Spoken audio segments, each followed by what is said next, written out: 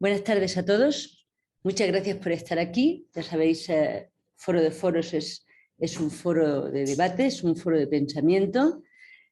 Esta va a ser, pues de las últimas, la mía desde luego, el Foro Asia va a ser de momento la última conversación intergeneracional que mantenemos ahora, porque lo próximo que va a hacer Foro de Foro es el evento más importante del foro, que es el Seminario de la Granja, que es en marzo, los días 11 a 13, y que la verdad que os recomiendo que al menos que lo sigáis por la web y tal, porque es un seminario en el que se debaten todo tipo de cosas. Son 2 días de seminario en que se habla pues, de los temas más diversos, desde pues, economía, sociedad, cultura, geopolítica, en fin, es el evento más importante de Foro de Foros.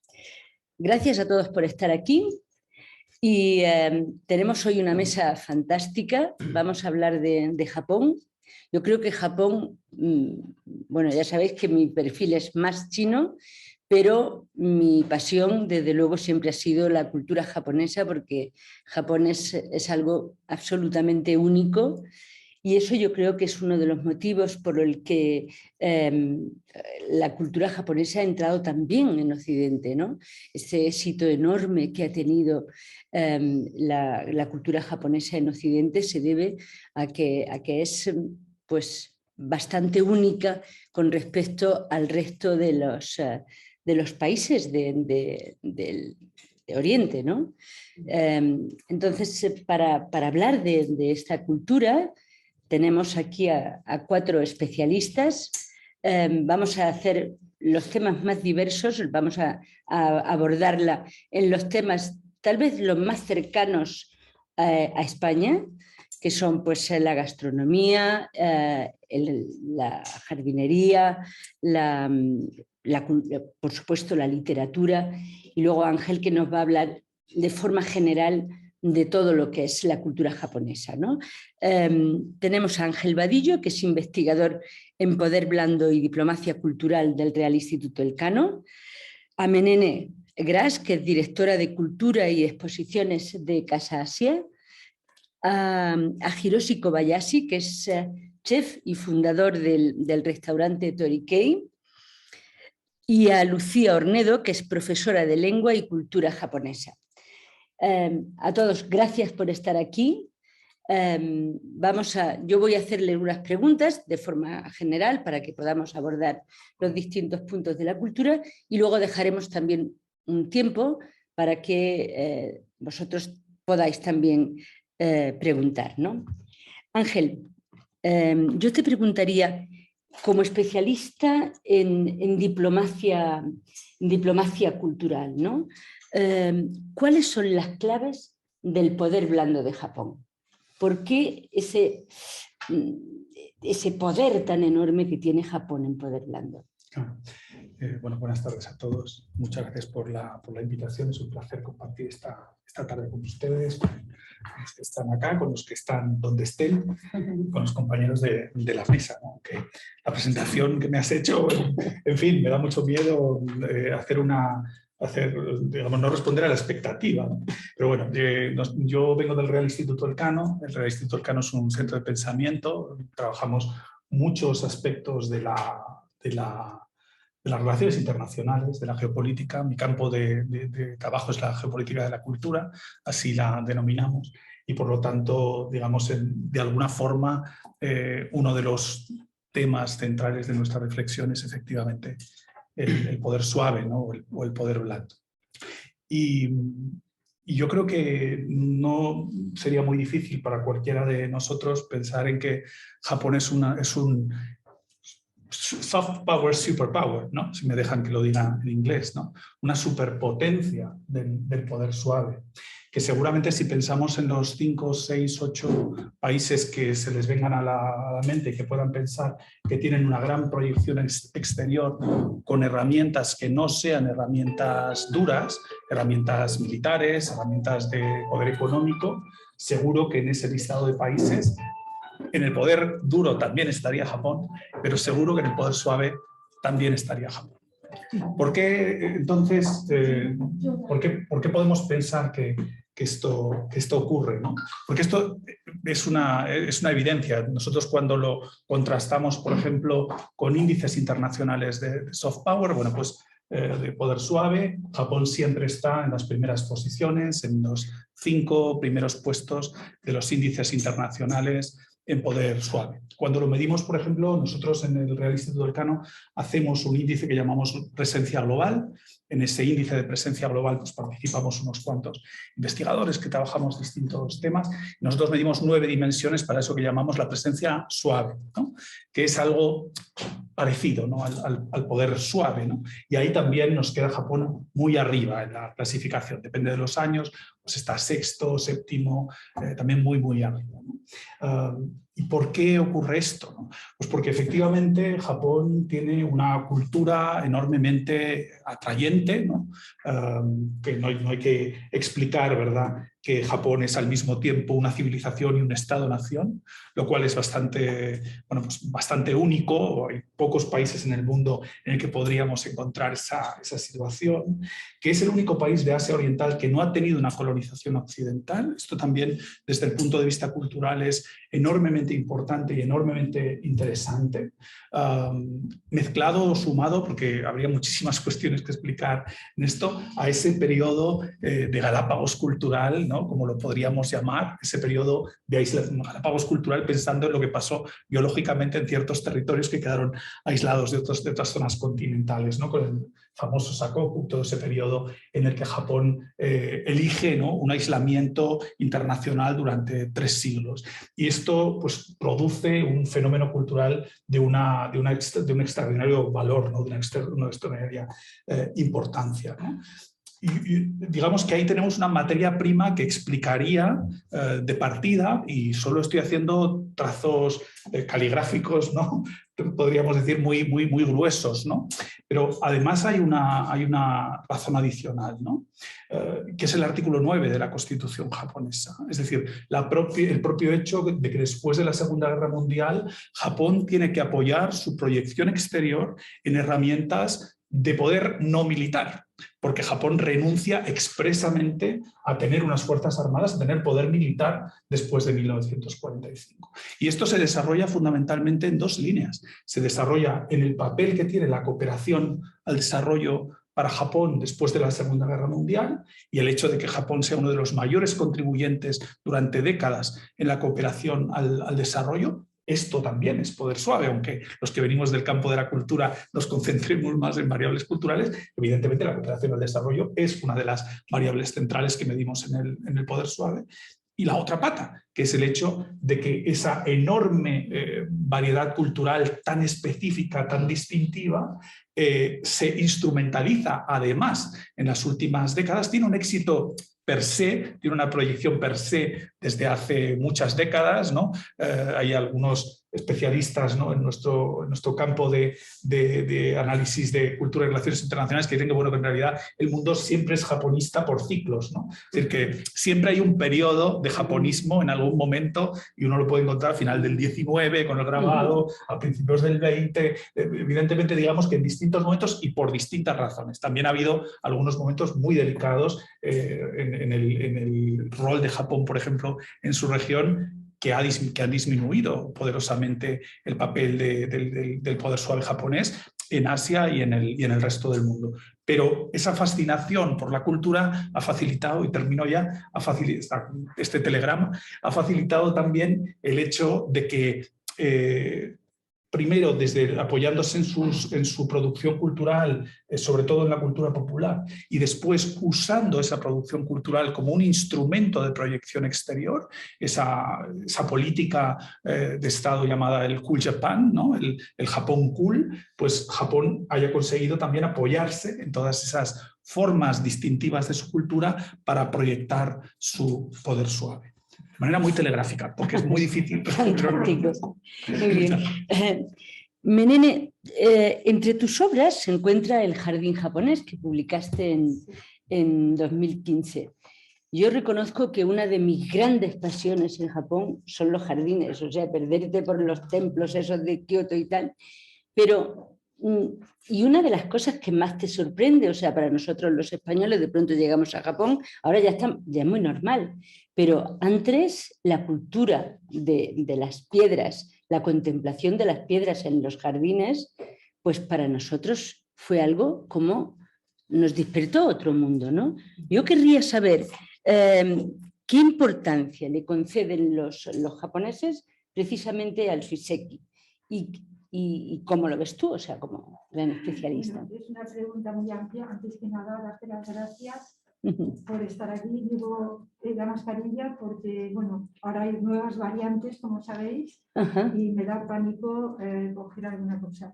Pero sí, también os quería decir que desde las 6:30 de la tarde estaba aquí en ópera buscando la calle y me han mandado, la he cruzado 15 veces. Llevaba con muchísimo tiempo para evitar esta entrada y que el teléfono sonara. Disculpar, por favor, porque ha sido no había forma.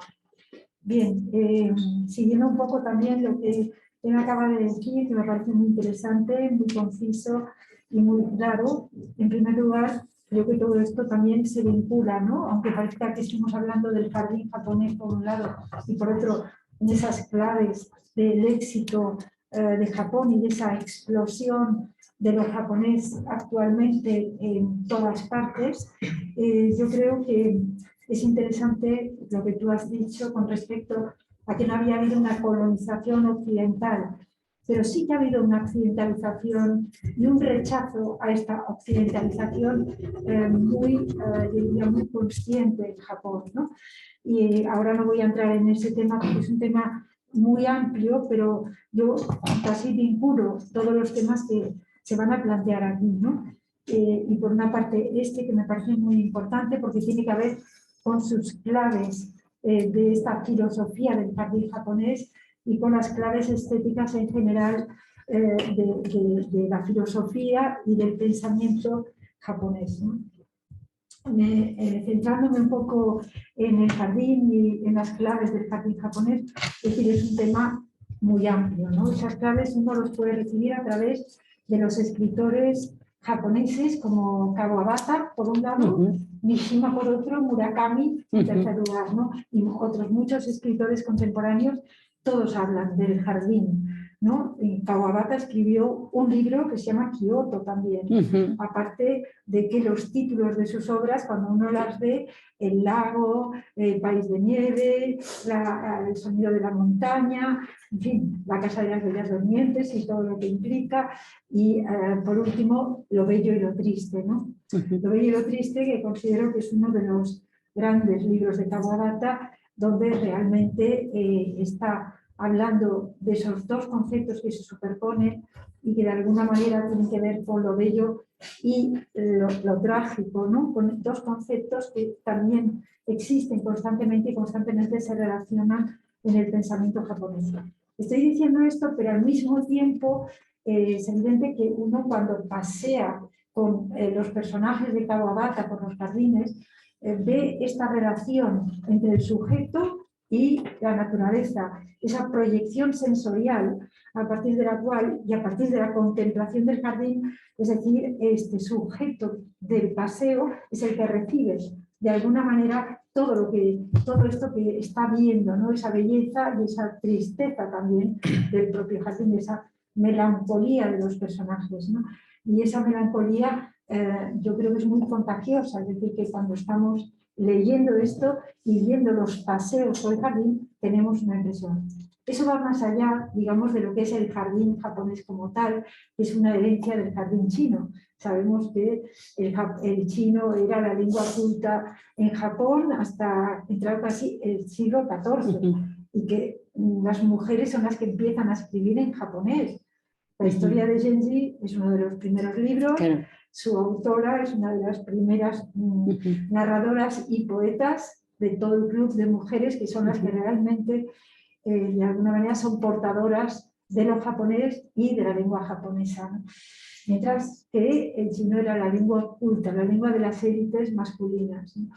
En eso yo también quería decir que ya en el siglo XI, a pesar de que digamos, la importación del jardín chino y todas las transformaciones que experimenta luego se van también transformando, se van japonizando, se van convirtiendo en una producción completamente autóctona, antes de esto ya se habla del jardín y esta relación con la naturaleza. La historia de Genji es una historia de un sujeto que vive en la melancolía completa y que de alguna manera se proyecta constantemente en los estados de la naturaleza, en las estaciones del año, y realmente es esa cosa que Augustin Berg llama el sentimiento paisaje, el sentiment paysage, ¿no?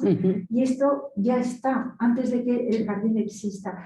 Yo creo que el jardín japonés existe en la literatura mucho antes de que exista en la realidad, como también existe en la literatura china y en la poesía de la dinastía Tang antes de que exista el jardín con esos contenidos que de alguna manera reflejan y son el espejo de la historia del pensamiento, la historia de la filosofía, la historia de las ideas estéticas. Podremos ir hablando de todo esto, yo no sé el tiempo que tenemos cada uno porque me sabe mal ocupar todo este espacio. Yo creo que casi no he respondido todavía a tu pregunta y eso es una introducción, pero esa contemplación de la que tú me hablas también hay que relacionarla digamos con la religión, hay que relacionarla con el budismo zen, que hay que relacionarlo como hay que relacionar el ikebana con una práctica realmente de los monjes y que son los que empiezan a ofrecer. Por lo tanto, hay que vincular la historia del jardín japonés, por un lado, con la literatura, porque la literatura, es decir, la poesía, es la primera que de alguna manera introduce esta construcción cultural del paisaje, construcción cultural de la identidad al mismo tiempo en el jardín. Es una figura no solo literaria finalmente, sino una figura cultural de lo que es, de una figura de la identidad cultural de Japón, y de ahí también su valor en ese momento, pero no hay que olvidar que después también el jardín tiene su propia entidad como jardín. Y ahí, si quieres, lo iremos respondiendo para dejar que todos hablen. Perfecto. Hiroshi, ¿qué trajo a España a un prestigioso chef y sommelier que estaba con mucho éxito en Japón y que de pronto viene a España? ¿Y por qué te especialistas en yakitori? ¿Qué significan las dos cosas? Pues encantado de conocer a todo el mundo. Me llamo Hiroshi, soy propietario del restaurante Torikei, restaurante de yakitori, pincho de pollo. Yo creo que, bueno, muchas gracias por invitar, pero no me pinta, yo creo que bien de toda la línea, yo soy un poco fuera del campo de esto. Pero bueno, en mi opinión voy a contar un poquito lo que pienso. Bueno, yo he traído yakitori porque, bueno, ya sabe todo el mundo que aquí este país funciona muy bien en sección de sushi, sashimi, ¿no? Estas cosas lo que tenemos aquí, ¿verdad? Pero en realidad todo el mundo seguro que había viajado ya a Japón, que nosotros no tomamos tanto sushi sashimi, en realidad. La contamos creo que casi un mes al mes, una vez o dos, como mucho que comemos a sushi. Y otra cosa, estamos comiendo otra cosa, en realidad. Entonces, creo que ahora mismo, si hacemos un análisis, pues igual españoles comen más sushi que japoneses. Eso significa que japoneses comen más paella que españoles. Así que creo que esto algo va ocurriendo raro. Y entonces yo creo que es algo con este mundo, entendí bien, porque somos más o menos misma isla, que somos una isla que tenemos alrededor del mar, son diferentes mar de corriente que tenemos. Eso es lo que me gusta mucho de España yo, como igual que Japón, de mar de Japón y mar de la parte de la océano son completamente diferentes, ¿verdad? Y España, bueno, yo vivo ya casi 18 años, así que conozco bien de todo el paisaje y la ubicación. De verdad que me encanta este país porque son 4 mar diferentes para mí, totalmente. La Mediterránea, la parte y la parte de abajo donde hay atunes, del famoso sitio, y completamente de la Galicia, yo creo que es fuera de combates, que es el número 1 de productos de Europa, que yo creo que puedo decir.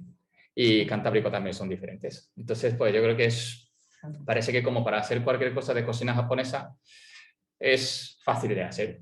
Y entonces yo creo que entiendo que eso sí ha ido mucho más rápido que otros países que no tienen pescado, por ejemplo. Porque es producto más fácil de encontrar y frescuras y tal, pues yo creo que es una cosa mucho más rápido de conseguir. Pero yo estaba trabajando 7 años en un restaurante Miyama, que estaba haciendo director de grupos, y he visto todo un crecimiento de paladar españoles, bueno, bien madrileños, que a principios de 2006, al igual vienes al restaurante japonés y hay mucha gente que dice, crudo, no quiero. Entonces yo siempre pienso, ¿por qué vienen aquí?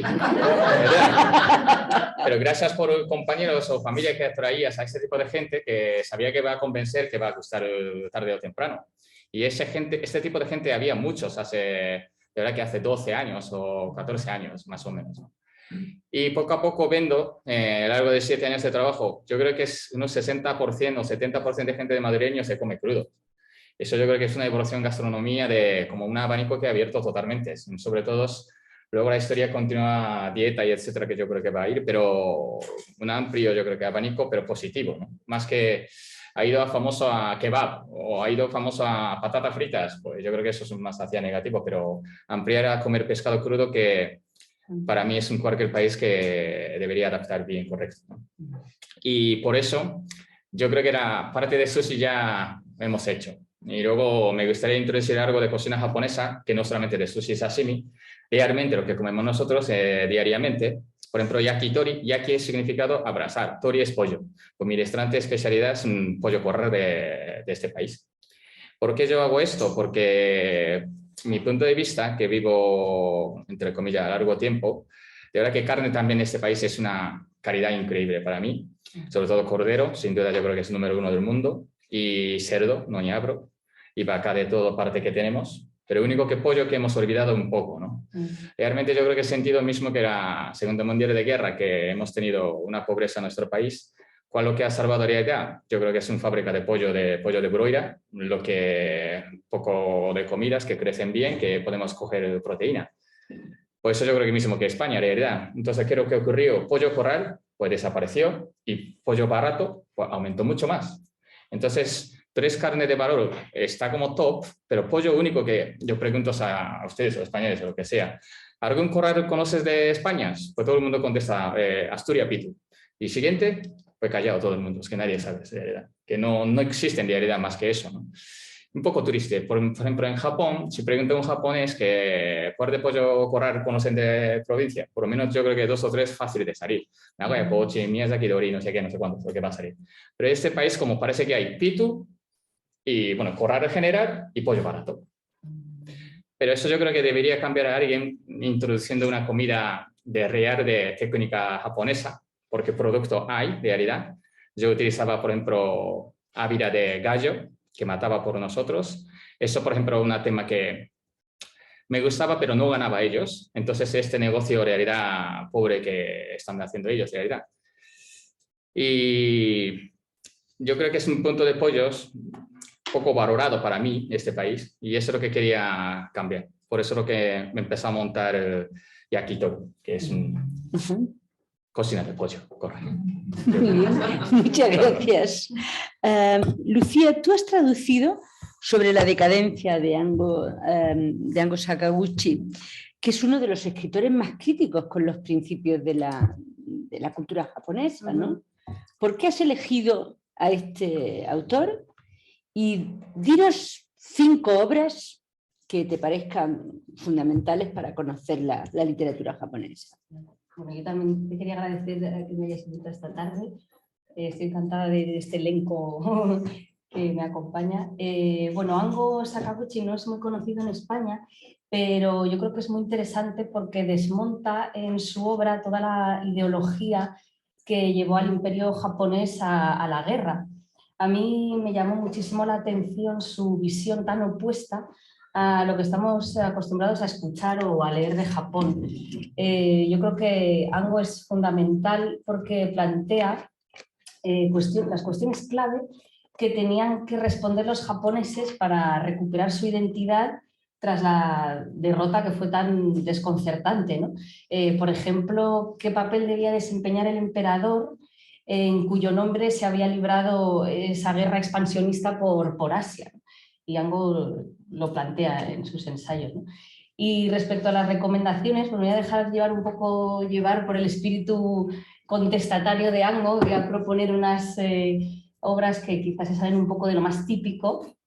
Uno de mis autores favoritos es Kobo Abe, por su manera tan original de reflexionar sobre la identidad del ser humano. Kobo Abe tiene una capacidad asombrosa para poner a los personajes en situaciones absurdas, y a pesar de eso tiene también una capacidad de involucrar al lector en las tramas que a veces son tan enrevesadas y totalmente increíbles. Los personajes muchas veces se enfrentan a situaciones límite que les obligan a cuestionarse hasta lo más profundo de sí mismos. Por ejemplo, tiene muchas, y hay muchas traducidas al español, pero hay una muy divertida y muy ágil que es idéntico al ser humano. Es un locutor de radio que tiene un programa sobre Marte y un día recibe en su casa la visita de un señor que dice que es un marciano idéntico al ser humano. Y empieza un diálogo entre los dos trepidante y nos hace dudar, nos lleva a hacer dudar a ver, ¿es de verdad un marciano? ¿O de ¿quién de los dos es humano o quién es marciano? Luego también hay varios autores en la historia contemporánea que han descrito a jóvenes rebeldes. Por ejemplo está Shintaro Ishihara, que describió a los jóvenes de los años 50. Los jóvenes que describe Ishihara reniegan de la moral de sus padres. Sus padres son los que tuvieron que reconstruir el país después de la posguerra, ¿no? Y que levantaron el país con su trabajo y estos jóvenes pues viven totalmente al margen, entregados al sexo, el alcohol y totalmente al margen de esta moral. Y luego es curioso porque este hombre luego fue un político muy carismático, que de hecho ha gobernado Tokio en 2 ocasiones, pero con el partido conservador, nada que ver con estos jóvenes que describía, ¿no? Luego hay una autora que me gusta mucho, que es Yoko Ogawa, que curiosamente es el autor japonés más traducido al español, por encima de Murakami, ¿no? Yo creo que se escucha menos, ¿no? Tiene una obra extensísima que toca a todos los palos y entonces abre muchas ventanas a muchas realidades de la sociedad japonesa actual. Por ejemplo, la novela que le llevó a la fama, El embarazo de mi hermana, pues ofrece una visión descarnada y nada ortodoxa sobre lo que es el embarazo. O también tiene una novela preciosa que es La fórmula preferida del profesor, que a través de las matemáticas describe una relación que se establece entre un profesor de matemáticas, su asistenta y su hijo, ¿no? Una relación muy tierna y todo, con el hilo conductor son las matemáticas, también muy rompedora en este sentido. Y para terminar, me gusta mucho Tsutsui Yasutaka, Tsutsui, estoy acostumbrada a decir primero el apellido. Claro. Un autor que no va a dejar indiferente a nadie, tampoco en Japón, ni por sus declaraciones públicas, ni por sus novelas. También él ha tocado muchos géneros, ciencia ficción, fantasía, y hace una crítica totalmente irreverente, irónica, satírica y con mucho humor y muchísima imaginación de la sociedad japonesa. Por ejemplo, tiene un relato, en español hay traducidas varias novelas y varios libros de relatos que son muy, muy recomendables. Por ejemplo, tiene uno que habla del morbo, de hablar de la vida privada de la gente, o luego tiene otro que describe el acoso a los fumadores, también tan vigente aquí. Los fumadores acaban siendo un grupo rebelde que se llega a defender hasta con las armas, ¿no? Que les dejen fumar, ¿no? Pues esa es mi recomendación. Fantástico. Bueno, te vamos a seguir. Yo quería saber, Lucía, ¿qué influencia tienen en la literatura actual los noveles? Menene hablaba del Nobel de Kawabata, Oe también, y bueno, y el eterno candidato al móvil, que evidentemente es Murakami, ¿no? Entonces, quería saber qué influencia tiene en la literatura actual, qué tienen los noveles en la literatura actual, y luego también que nos hablases del papel de la mujer, o sea, cómo las nuevas escritoras que están teniendo un montón de premios y que además describen la sociedad japonesa, tiene una enorme influencia, ¿no? Entonces quería saber qué nos puedes contar de todo esto. Bueno, los dos Nobel japoneses, Kawabata y Oe, siguen siendo grandes referencias aún hoy día. Benene hablaba de Kawabata. Kawabata se lee en los colegios y su obra sigue despertando pasiones y también incógnitas. Por ejemplo, hace poco se han descubierto unos manuscritos en los que Kawabata barajaba un final alternativo para la celebradísima País de Nieve. Una de las razones por las que recibió el Nobel. Kawabata, para los que no lo hayáis leído, os encantará si os gusta conocer sobre la tradición japonesa. Tiene un libro también sobre la ceremonia del té precioso, sobre el juego del Go. Es un autor que escribe sobre la belleza del Japón tradicional. Oe, no tiene nada que ver con Kawabata, ¿verdad? Desde sus comienzos ha sido considerado como un representante de la nueva izquierda porque plantea en sus novelas, ensayos, también intervenciones de distinto tipo, cuestiones polémicas como las consecuencias de los bombardeos de Hiroshima y Nagasaki o la lucha contra las armas nucleares que también mencionó incluso en su discurso del Nobel. Sí. Otro de los grandes temas de Oe, me ha traicionado, de Oe es la relación entre el Japón rural y la urbe, el Japón rural y un poco aislado, ¿no? al que también él pertenece, y también la relación familiar de un padre con un hijo que tiene una grave discapacidad psicológica, que también es el caso del propio autor. Luego sí, Murakami, el eterno candidato, ¿verdad? Yo creo que no necesita presentación en ningún lugar. Que comparte con Oe, yo creo que a los dos se les ha criticado no ser típicos japoneses, ¿no? A Murakami, por ejemplo, se le critica que su estilo parece estar como más hecho para el gusto occidental. Aunque bueno, en Japón despierta pasiones y seguro que se alegrarían muchos de que ganara el Nobel. Por supuesto. Para mí también tiene una literatura única y muy atractiva, aunque supongo que no voy a recomendar porque estoy seguro que lo habéis leído mucho. Y de la literatura escrita por mujeres es verdad que sí, que se ha ignorado tradicionalmente a las mujeres escritoras, pero que ahora mismo tienen mucha presencia en los premios japoneses de prestigio. Esto quizá empezó con Banana Yoshimoto, que aquí nos suena mucho también, ¿verdad? En los 80, o Hiromi Kawakami en los 90, pero ahora yo creo que hay como una explosión de autoras que hablan sobre problemáticas propias de la mujer actual y en su caso de la mujer actual japonesa. Por ejemplo, hay autoras que hablan de los conflictos que enfrentan las mujeres que rondan los 30 y que no se quieren casar ni tener hijos. Es un fenómeno ahora en Japón. Sí. Pues por ejemplo, La dependienta de Sayaka Murata, o también Ella en la otra orilla de Mitsuyo Kakuta, pues habla también de esto. En Ella en la otra orilla también se habla de los problemas que debe enfrentar una mujer que decide reincorporarse al trabajo después de ser madre. Y es que en Japón el uso de las guarderías no está tan extendido como aquí y se suele, no digo que todas las mujeres, pero se suele esperar a que el hijo mayor vaya al colegio y es los conflictos morales y familiares que enfrenta una mujer que decide empezar a trabajar antes.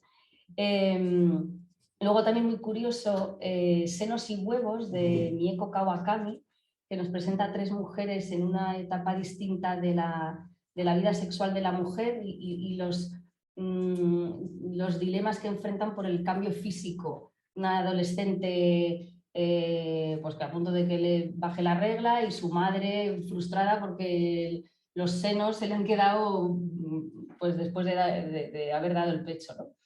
Y luego, si os gusta la novela negra, hay una otra fascinante que es Kirino Natsuo, que tiene una novela que se llama Out, que hace un retrato brutal de un grupo de mujeres que viven en la periferia de Tokio y a cada cual con un problema social, familiar y mayor, y que bueno, causó mucha conmoción en Japón, pero también se le reconoció que presentó problemas de la mujer actual con mucho realismo. Si os da un poco de yuyu la sangre, no es muy recomendable, pero si no, impactante la novela. Pues muchísimas gracias. Hiroshi, la gastronomía ha sido la punta de lanza de la penetración japonesa en España, ¿no? Yo me acuerdo de aquellos primeros restaurantes japoneses que hubo en Madrid, como el Sakura, tal. ¿Cómo entiendes esta buena acogida de la cocina japonesa entre los españoles? Vale, yo creo que historia casi continua como lo que estaba hablando. Somos bastante punto igual que tenemos, entonces yo creo que gastronomía es más fácil de encontrar algo de gusto o algo de las comunes, ¿no? Por ejemplo, se come arroz de la misma parte y también se utiliza mucho pescado y verdura, entonces pues tampoco... Bueno, pero fuese como un Corea del Sur, que está muy cerca, pero es un país más fermentado de cosas que comemos, ¿verdad? Eso yo veo que españoles no adapta tanto, en realidad. Igualmente, al lugar mucho más norte de Europa que, por ejemplo, no sé, por ejemplo, búlgaro y esos que tienen más de yogur, más fermentados. Y tampoco no veo mucho en Madrid aquí. Entonces yo detecté un poquito gusto de, digamos, entre comillas, españoles, ¿no? Por ejemplo, muy picante, muy ácido, no funciona, ¿verdad? Por ejemplo, yo he visto comida peruana del crecimiento de este país. Lanzó con Astrid Gastón y tal, pues iba como una cohete increíble, estilo Nikkei, pero de repente frenó y empieza a bajar todo, en realidad. Porque en realidad yo bueno, muchos amigos que trabajaban en la sección de ahí, y de director y eso, estamos hablando, pero al final, claro, al igual está rico, pero sensación de lleno de tripa y lleno de cerebral. Quiero decir que no vuelven tan rápido. Es que ya, al igual después de comer una comida peruana, vuelven después de 3 o 4 meses. Pero caso cocina japonesa, al igual volviendo mucho más de la velocidad. Y eso yo detecté de verdad que Madrid de geografía que desapareció todos peruanos centro de Madrid. Se ha ido más hacia afuera para más zonas de más baratos, de verdad. Y al final se quedó, por ejemplo, comida peruanas, la más como comida de casa, ¿no? Que sé, ceviches o lomo saltado, esas cosas lo que se quedó. Tampoco no ha ido tanto como lo que debe ir, ¿no? Pero el caso japonés, lo vuelvo a decir, la materia son muy común y creo que también una adaptación de la punta importante, yo creo que es soja, la producto, que creo que estos 25, 30 años que adaptaron todos Europas a utilizar soja. Por ejemplo, cocina francesa, antes utilizar soja era como un poco tramposo, ¿no? De realidad, ¿no? Porque había un subidón de sabor. Pero en realidad viene de una cosa de natural. Al final todo el mundo está empezando a utilizar este producto de nosotros, ¿no? Pero al final yo explico muchas cosas aquí, estas cosas en restaurante también, ¿no? Porque comida no solamente viene de inventar y sacar, no, siempre detrás tiene una cultura, no sé, como paella de aquí, pues viene de pobreza, entre comillas, ¿verdad? Que había siempre caracol y uría y tal, así que existía eso. Yo creo que comida japonesa también lo mismo, en realidad. Y entonces, pues me encanta, de verdad que contar dónde vienes de este platos y cuándo ocurrió esta ideas y tal. Siempre estoy contando un poco más de puros que solamente servir comida. Y veo que de verdad que entendimiento muchas cosas comunes. Un ejemplo que voy a decir, pues seguro que ya todo el mundo que ha tocado esta línea, pero claro, Ángel decía antes de Sakope que cuando cerraba nuestro país, etcétera, pero por ejemplo Nagasaki y estas zonas que siempre estaba abierta y tiene más cultura europeo que la zona de nosotros del norte, ¿no? Por ejemplo. Y, por ejemplo, una comida que yo estoy sirviendo casi todos los días, no sé, como 20, 30 raciones, que se llama pollo namba. Es un plato de pollo fritos, en realidad. Y yo explico un poco, bueno, espero que no me enfade muchos, pero voy a explicar dos formas, ¿vale? Si yo pregunto un poco, miro anillos y tal, que si tiene anillos, explico un poco más. Si no tiene anillos, y que simplemente voy a explicar, este plato viene de España a nosotros. Así que ustedes tienen que gustar sí o sí, que cosas de fritos vienen de ustedes, etc. Eso es una explicación fácil. Pero, por ejemplo, yo veo muy de católico, etc. Un día, pues, investigué bien y que pregunté a Cervantes de este profesor también. Y realmente vienen así. ustedes de la época Francisco Javier vinieron a Japón y cogiendo poco a poco gente de católico y quería hacer mismo misa que Europa. Pero el resultado que faltaba una cosa para hacer misa, era hostia. Entonces se empezó a hacer con arroz, con hostia y no salió y encima no es una cosa sagrada. Y entonces, pues, europeo empezó a buscar trigo y tributario nos salió primero harina blanca. Y ese motivo es realmente para hacer las misas. Pero en ese momento, en nuestro país, evolución que hemos tenido, tempura, bizcocho. Así que si no hubiera venido a jesuitas, que no tenemos nada de postre ni nada, así que esas cosas de lo que me cuento. Por eso yo creo que hay muchas cosas de común con ya 4 siglos más o menos que estamos intercambiando bien. Así que yo creo que eso es lo que la pregunta de la contestación. Perdón. Muchas gracias. Menene, ¿qué relación hay entre el paisajismo y el interiorismo de la cultura japonesa? O sea, has empezado a contarlo casi al principio, Sí, ¿no? bueno. Pero en España nos está fascinando todo esto del minimalismo japonés.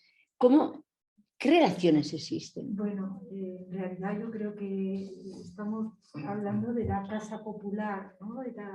De la tradición y de cómo se ha explotado esa tradición en Japón, ¿no?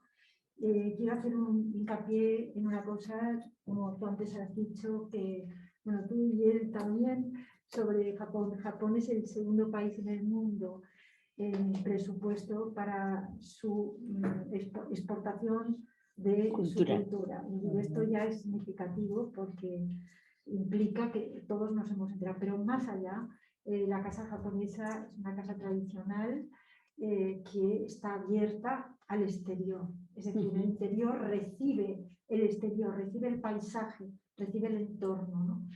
Recibe ese paisaje prestado que viene de fuera y lo introduce dentro. Eso hace que la casa japonesa realmente tenga muy poca privacidad de cara hacia el exterior. Incluso determinadas extensiones de la casa, evidentemente, que están divididas por paredes muy sencillas, es decir, paredes que se corren, ¿no? Realmente permiten esta filtración, ¿no? Y permiten también que todo esté comunicado, que el exterior se comunique con todas las estancias. Hace un par de años una arquitecta de Barcelona hizo un libro sobre la arquitectura tradicional en el cine de ocio y realmente fue fantástico. Hicimos una sesión como la que estamos haciendo aquí y realmente aparecieron todas estas cosas, ¿no? Cómo se puede vivir dentro de una casa japonesa, digamos, que permite que entre el exterior y de alguna manera que en el interior todos los espacios estén comunicados. ¿Por qué nos interesa, por qué nos gusta esta arquitectura? Por un lado, es decir, yo creo que los arquitectos actuales, la mayoría de ellos, Shigeru Ban, Kengo Kuma, Toyo Ito, etc., se hacen eco de esta casa tradicional y son los que de alguna manera han contribuido para que entendamos su arquitectura. Y hicimos una exposición en Casa de Asia que llamamos Los arquitectos de la nada, para hablar de todos estos arquitectos contemporáneos. Eran entre 10 y 12, algunos de los cuales son los que he nombrado, otros como Kazuya Shishima, que también estaba en esta exposición representada. Evidentemente son los arquitectos de la vacuidad, del silencio.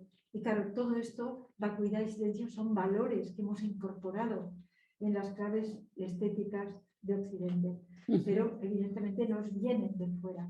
Entonces, claro, es la casa japonesa. ¿Qué nos interesa a los occidentales de la casa japonesa, ¿no?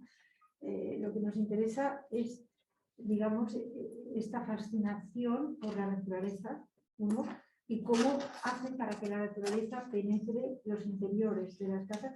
Y dos, digamos, este minimalismo que arquitectónicamente nos permite vaciar y llenar una casa, ¿no? Estamos hablando de la casa tradicional, siempre japonesa, porque obviamente no estamos hablando de los apartamentos de 30 metros cuadrados, de 12 metros cuadrados o de 25. Es decir, que algunas artistas, por ejemplo, convierten en palacios transformando 15 metros cuadrados en una cosa que no es, ¿no? Y que no tienen. Pero es evidente que esa casa tradicional japonesa es un modelo de hábitat que Occidente, por el que Occidente ha sentido fascinación como una representación de ese minimalismo arquitectónico que nos viene, quizá de otra parte, que nos viene también de Estados Unidos, ¿no? Y que en realidad, como en el mundo de las artes visuales, artes plásticas, también lo hemos percibido y lo hemos absorbido como parte de nuestra cultura. Pero yo creo que esto es básico, es decir, esa transformación de la casa tradicional en un tipo de vivienda donde el exterior se incorpora, el interior es transparente, por decirlo de alguna manera, y son estas transparencias las que realmente nos fascinan. ¿Cómo se puede vivir eso? Gracias. Ángel, cine, pintura, anime, turismo, decoración, en fin, estamos viendo todo lo que nos ofrece la cultura japonesa, ¿no? ¿A qué atribuyes el enamoramiento que hoy en día, esa fascinación que tiene Occidente y España? Sobre todo los españoles estamos enamorados de Japón. Sí. Yo iba a añadir a Marie Kondo. Bueno, Estaba riéndome yo solo pensando, sí, y Marie Kondo, todo esto. Bueno, eso es una pregunta muy difícil de responder, ¿no? Cuando me la reformulabas en el intercambio de mensajes en estos días, me parecía una pregunta muy difícil de responder. Y eso que es cierto que en ese estudio que hemos hecho, ¿no? de la circulación del español y la cultura en español en el Japón de la era Reiwa, pues en parte una de las cuestiones que tratábamos de comprender, no sé si de explicar, pero desde luego tratábamos de comprender era si efectivamente se producía esa bidireccionalidad en la fascinación cultural de los dos países el uno por el otro del que tanto se habla, ¿no? Desde luego es muy habitual, ¿no? Escuchar hablar de que a los japoneses les fascina España y es muy habitual también escuchar decir que a los españoles nos fascina Japón, ¿no? Yo en esto me gustaría ser un poco prudente y decir, bueno, a ver, con un poco de precaución, ¿no? Es cierto, por ejemplo, que hay ciertas élites urbanas en Japón que conocen, aprecian y admiran la cultura española.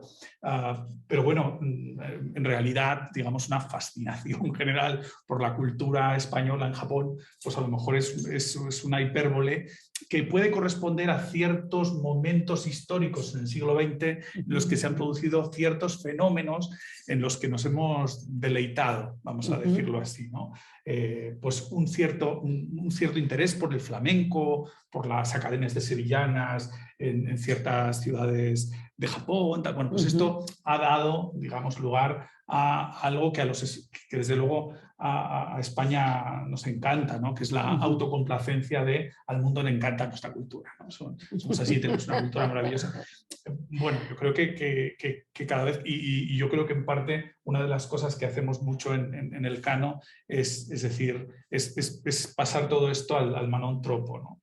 Porque bajarle 2 puntos, porque es verdad que es muy fácil afirmar esto y que luego a la hora de la verdad, cuando sales de ciertos círculos muy concretos de personas cultas que viven en grandes ciudades y que consumen una cultura, alta cultura en muchos casos, pues por ejemplo el cine español en Japón o la literatura española, bueno, pues es esto realmente.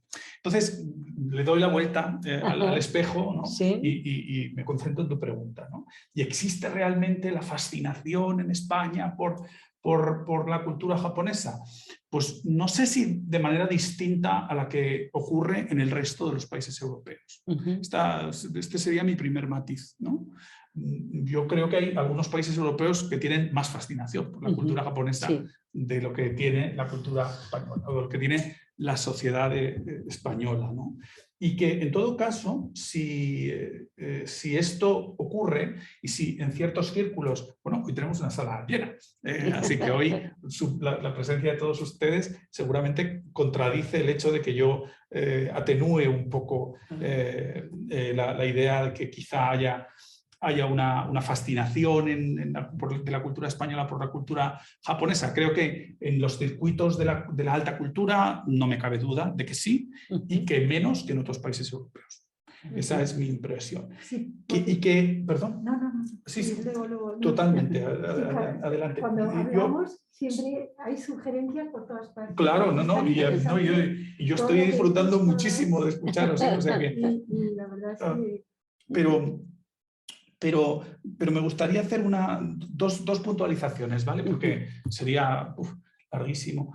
La primera puntualización es que si existe una circulación atractiva y atrayente de la cultura japonesa en España, no es tanto por el papel de las instituciones de diplomacia cultural como por el papel de las industrias culturales y creativas japonesas, que son muy importantes, que son desde el punto de vista de su dimensión económica, de su tamaño como corporaciones, son algunas de las más grandes del mundo. Esto se explica en parte porque Japón es un país que tiene un consumo cultural potentísimo. No hay país que tenga una gran proyección cultural exterior que no tenga un gran suelo interior, ¿no? Entonces, primero esto, ¿no? Y segundo, o sea, la cuestión de hay una proyección que tiene que ver, y aquí podríamos sacar un listado de nombres de corporaciones y de compañías que yo les dejo, si quieren pueden mirar en el estudio que hicimos un poco a cuáles nos referimos. Pues hay una segunda parte que es la sociedad civil, ¿no? Que es el papel de la sociedad civil, y particularmente de la sociedad civil, de los grupos dentro de la sociedad civil española que están impulsando iniciativas de todo tipo, enormemente variadas, ¿no? Relacionadas con la cultura popular japonesa, no con la cultura de élite, que también, pero la cultura de élite está mucho más en el circuito institucional. Aquí estoy hablando de los festivales de disfraces, de los festivales de J-pop, de pop japonés contemporáneo, que se celebran en muchas ciudades de España durante los fines de semana, que están orientados a chicos de 16, 18, 20 años y que tienen un éxito arrollador y que están poniendo en marcha asociaciones culturales o pequeñas empresas de gestión cultural. Esto a mí me parece verdaderamente sorprendente.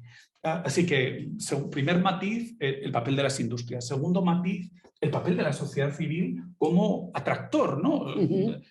No quiero aquí mencionar, evidentemente la Japan Foundation hace unas cosas estupendas, pero quiero señalarles pues eso, lo que hace Nozomibashi, ¿no? O lo que hacen la gente, los chicos que organizan, la pequeña empresa que organizan los Japan Weekends, ¿no?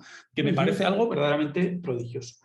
Y quiero hacer una última puntualización, ¿no? Cuando pensamos a una cosa que has dicho tú antes, que es el tema de la cocina, de la gastrodiplomacia, en fin, podemos ponerle el nombre que queramos, del sushi y de la cocina japonesa como la puerta de entrada. Pues yo no creo que sea así. Yo creo que la puerta de entrada son las artes marciales. Y que durante algún tiempo en España el único lugar donde había cultura japonesa en una pequeña ciudad de provincias era en el gimnasio. Y además en el gimnasio donde realmente gimnasios muy pequeñitos, ¿no? Servían como pequeños focos de actividad cultural japonesa, a veces con cosas muy poco significativas, pero realmente el punto de entrada cronológicamente en España de la circulación de la cultura japonesa no son las redes institucionales o no son los restaurantes japoneses, son los gimnasios. Y un dato que a mí me impresionó mucho cuando trabajamos este tema con muchísimo afecto, desde luego, que es el deporte federado infantil más importante de España es el judo. Es el judo. Hay más niños haciendo judo en España que haciendo fútbol, que haciendo atletismo, lo cual es impresionante en España. El deporte, sí. Y lo pueden comprobar en las estadísticas del Ministerio de Deporte. Es decir, estoy hablando de deporte no adulto, los deportes escolares, digámoslo así, bueno, de los niños en edad escolar. Es un dato absolutamente asombroso y sigue mostrando el peso que tiene, en este caso el judo, pero bueno, yo lo traía sobre todo por la cuestión histórica, ¿no? O sea, ¿de dónde? Bueno, pues esto no estoy diciendo que, por supuesto, no diría que los gimnasios son la puerta de entrada al boom cultural japonés, porque no lo es, porque el boom cultural japonés se produce fundamentalmente a través de las industrias culturales de la cultura de masas. Está claramente ahí, ¿no? Y además casi podemos identificar cómo y cuándo, y yo pertenezco a una generación que vivió la entrada del anime y digamos, todo esto en el circuito cultural español, por lo tanto lo recuerdo muy bien. Pero bueno, el resultado es un poco ese. Así que esas dos. Pues mi siguiente pregunta tiene mucho que ver con esta, y es, ¿tú crees que, o sea, que la gran exportación de la cultura japonesa es por el empuje institucional o es por la empresa privada? O sea, ¿quién impulsa esa enorme expansión que vivimos hoy en día? Tú lo has dicho, desde el primer momento a través de los animes o de montones de cosas que se vive hoy en día de la expansión de la cultura japonesa.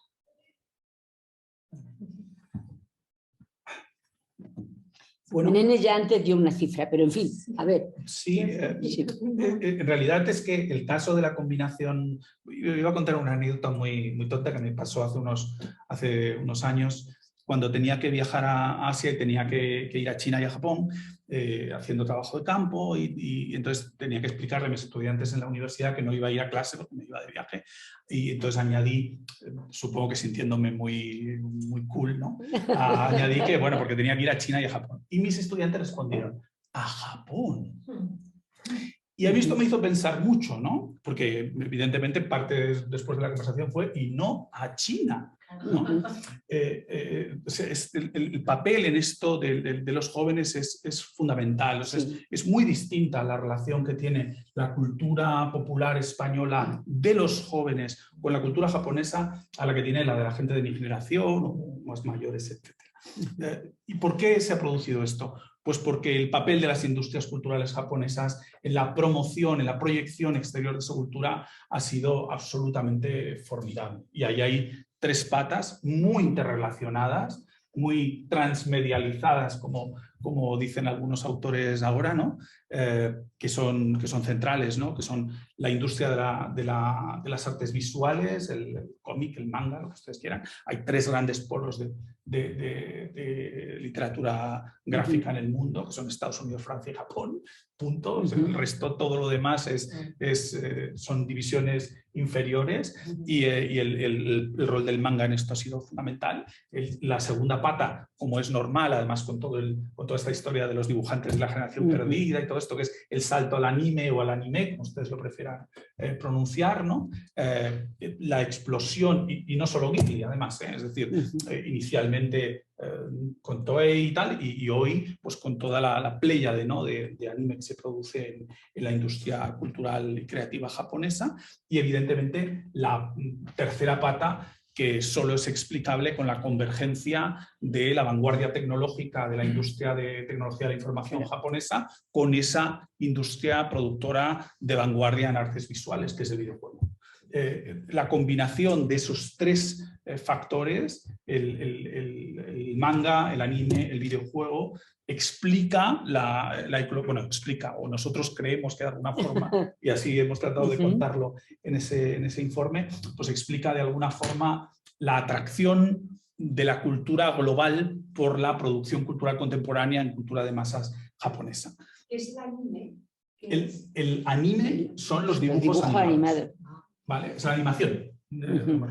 Ellos traen el término del francés, como hacen muchos préstamos lingüísticos en el idioma japonés. En francés se dice anime, entonces ahí hay digamos, dos distintas maneras de decirlo. Bueno, y todo este rollo que me marco con estas tres patas y tal, ¿por qué?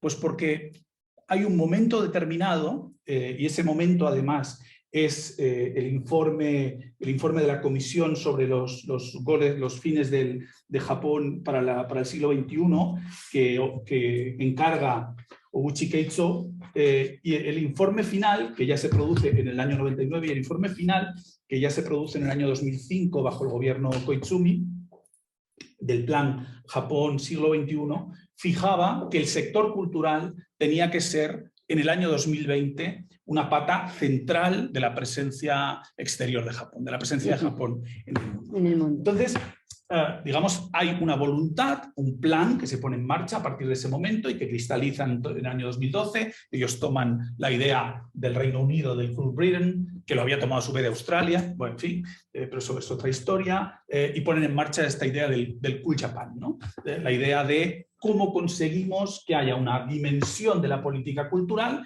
que sirva para, digamos, afianzar los objetivos geopolíticos de Japón, tanto en la esfera asiática como en el conjunto del mundo.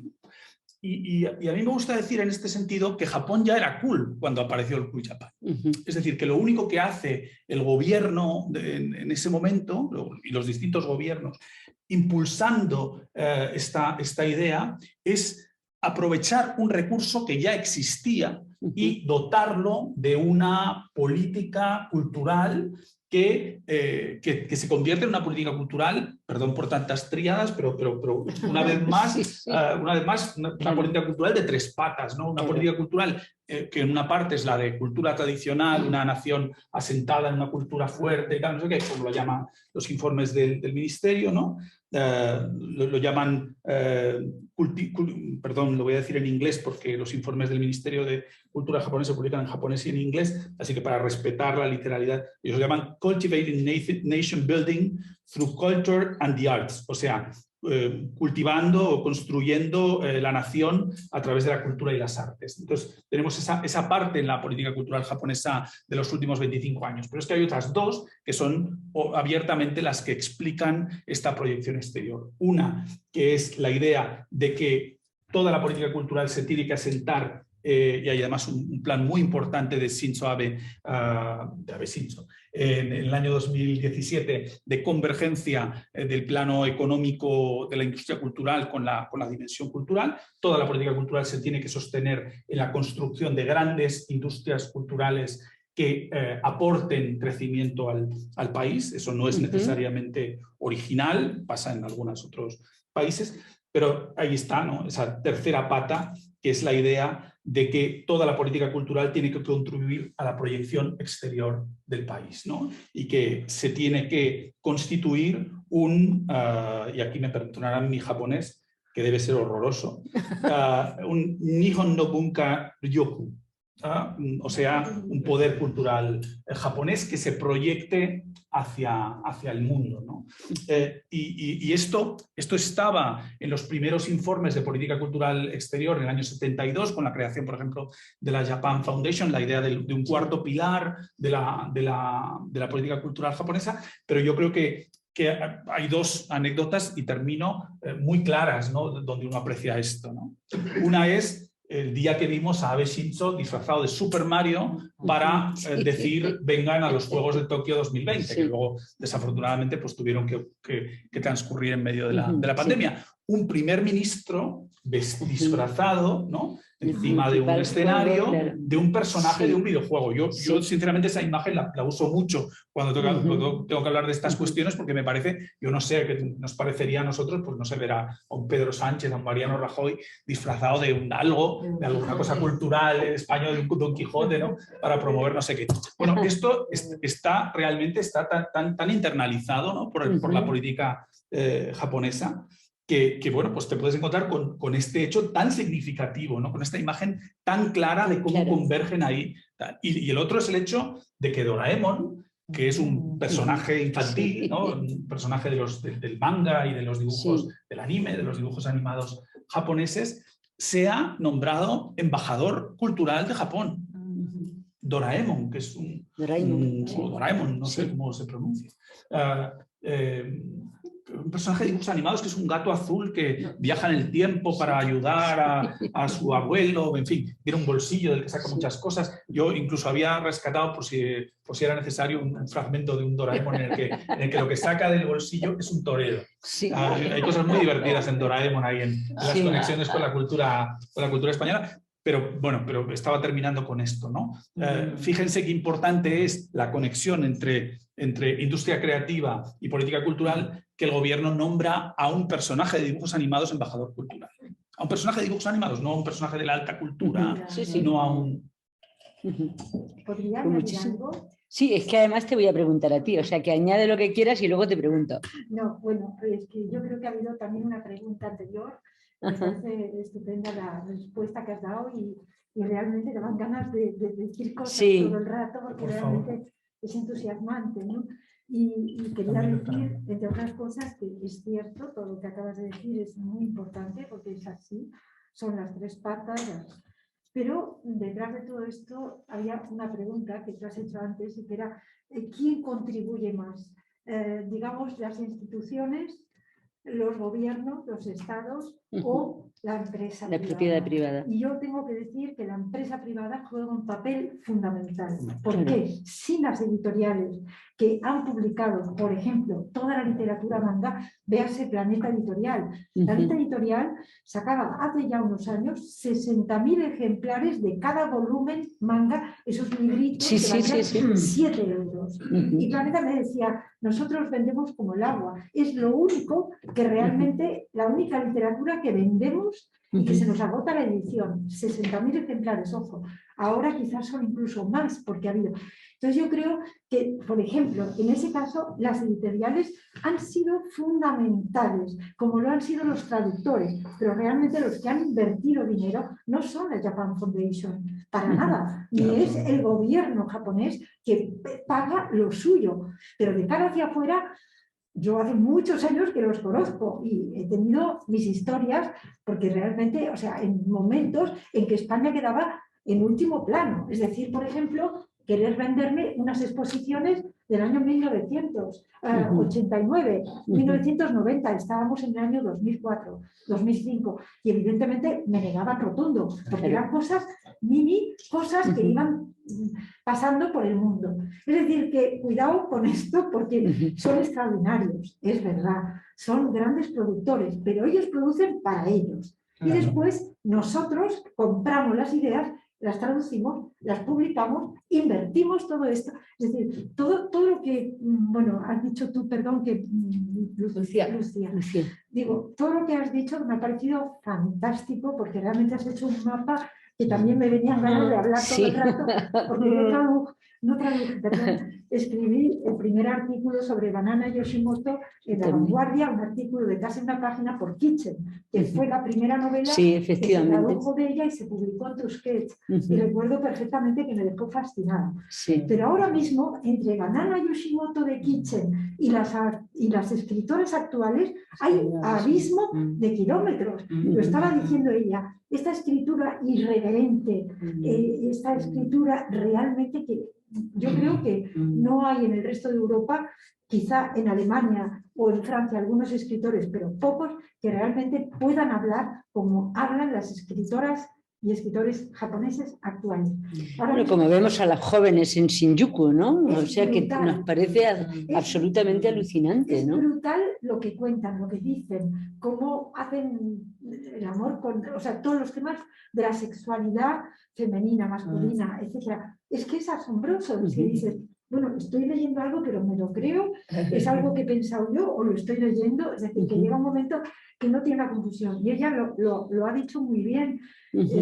Ahora mismo se acaban de editar en Satori Ediciones 5 obras de teatro que presentamos en el Teatro de la Abadía hace, no sé, hará un mes antes de Semana Santa, y realmente son obras, especialmente una que se llama, quizá la has visto ya, Las vacantes y las vacas lecheras Holstein, que el título ya te deja, y es una chica que se va hasta las vacantes de Eurípides, pero destroza absolutamente todas las vacantes, el espíritu, y potencia, digamos, el argumento de Eurípides, ¿no?